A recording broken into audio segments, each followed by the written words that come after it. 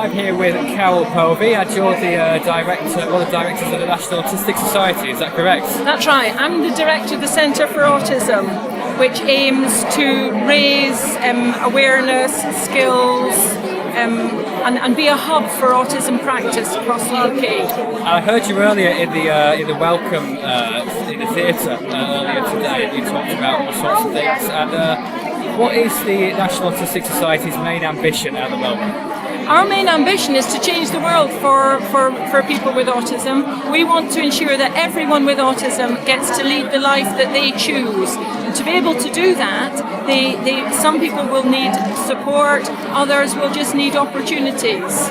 Absolutely. And I'll say now, you've been recently you celebrated 50 years, and your policy hasn't changed much since then at all, has it? Well, I think the key thing is that people's needs haven't changed an enormous amount. There still isn't enough provision for people, and their awareness is much better, but there still are areas where there's real lack of awareness and real, professionals.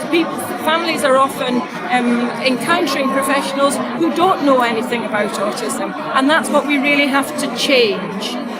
Absolutely. And do you find, thinking internationally, how do you think the UK fares in terms of awareness and actual acceptance in terms of other areas? It's very interesting. I think because we have been going a long time, I think we are further forward than most countries.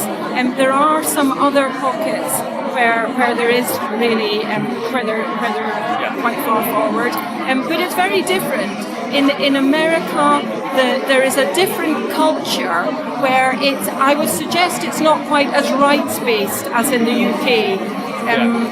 And it's more perhaps about families looking for treatments and cures, whereas in the UK I would like to think that we've got a very rights-based movement. Yeah. And what is the government doing about autism? Sorry?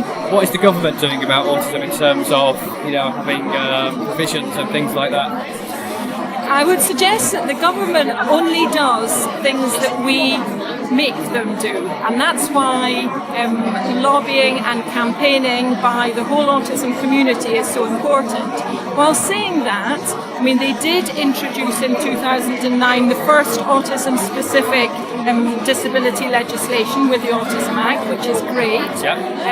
And there are some interesting initiatives around changes in the Children and Families Bill. So there is movement, but I would suggest that if the pressure ever came away from people on the spectrum and from families, that movement would stop.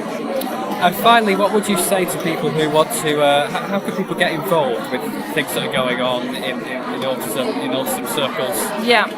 We've just launched a campaign called Push for Action, which is going to make sure that what is said in the autism strategy happens on the ground. So I would encourage everyone to get onto our website, sign up, and we want together to push for action.